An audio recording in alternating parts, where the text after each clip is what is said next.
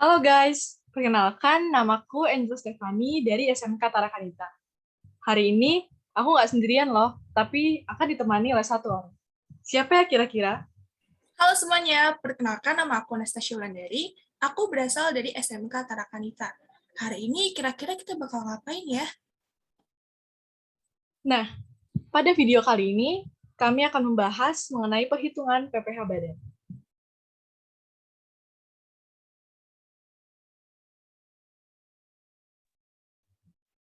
Sebelum memasuki ke perhitungan PPh badan, kami akan menjelaskan pengertian dari PPh badan. PPh badan merupakan pajak yang dipungut dari penghasilan yang diperoleh oleh suatu badan usaha. Selanjutnya, ada subjek pajak. Subjek pajak itu terdiri dari dua, yaitu subjek pajak dalam negeri dan subjek pajak luar negeri. Subjek pajak dalam negeri merupakan suatu badan usaha yang didirikan dan bertempat di Indonesia. Sedangkan subjek pajak luar negeri merupakan suatu badan usaha yang tidak didirikan dan tidak bertempat di Indonesia.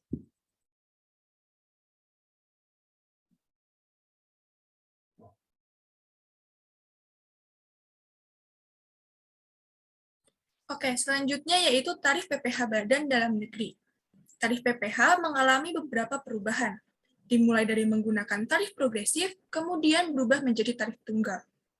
Tarif PPh badan terbaru diatur dalam UU Nomor 36 Tahun 2008 Pasal 31E. Mulai tahun 2010, tarif PPh badan menganut sistem tarif tunggal, yaitu sebesar 25%.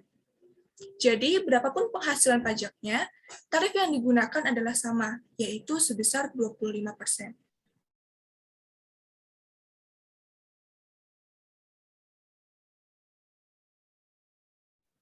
Menurut UU Nomor 36 Tahun 2008 Pasal 31E, dijelaskan bahwa ada pemberian fasilitas terhadap penerapan tarif PPh badan. Yang pertama yaitu, perusahaan dengan peredaran bruto kurang dari 4,8 miliar akan memperoleh fasilitas sebesar 50%. Yang kedua, perusahaan dengan peredaran bruto 4,8 miliar sampai 50 miliar akan memperoleh fasilitas sesuai perbandingan antara penghasilan neto dengan peredaran brutonya, yaitu sebesar 50%, dan sisanya tanpa fasilitas. Yang ketiga yaitu, perusahaan dengan peredaran bruto lebih dari 50 miliar tidak memperoleh fasilitas.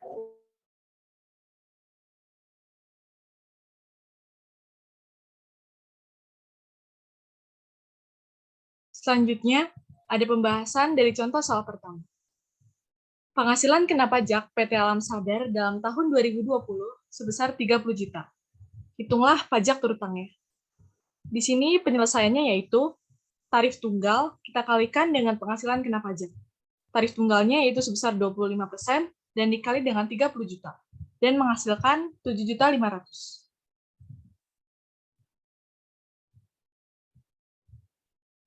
Selanjutnya, contoh soal yang kedua, peredaran bruto PT Murah Senyum dalam tahun pajak 2018 sebesar 4 miliar 200 juta dengan PKP sebesar 800 juta. Berapakah pajak terutangnya? Penyelesaiannya yaitu 50% kita kalikan dengan tarif tunggal, lalu kita kalikan lagi dengan PKP. Jadi, 50% kali 25% dikali 800 juta menghasilkan 100 juta. Keterangannya, seluruh PKP yang diperoleh dari penghasilan bruto dikenakan tarif 50% dari tarif PPh badan yang berlaku karena jumlah peredaran bruto PT Murah Senyum tidak melebihi 4 miliar 800 juta.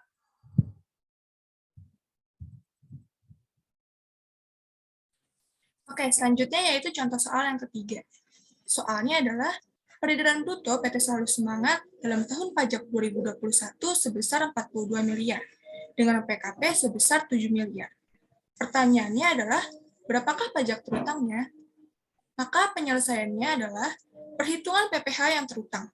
Untuk langkah yang pertama, kita harus mencari terlebih dahulu dari jumlah PKP dari bagian bruto yang memperoleh fasilitas. Caranya adalah 4 miliar 800 juta dikali dengan PKP dan dibagi dengan peredaran brutonya. Jadi, 4 miliar 800 juta dikali dengan 7 miliar dan dibagi dengan 42 miliar, sehingga nominalnya sebesar 800 juta. Untuk langkah yang kedua, kita harus mencari jumlah PKP dari bagian peredaran bruto yang tidak memperoleh fasilitas. Caranya adalah PKP dikurang dengan hasil dari langkah yang pertama.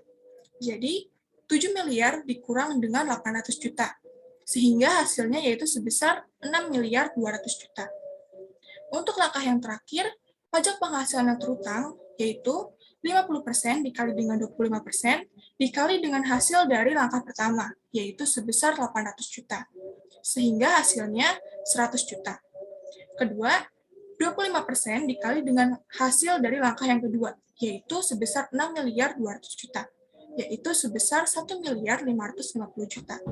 Kemudian, hasilnya kita jumlahkan. Dan nominal total semuanya adalah 1 miliar 650 juta.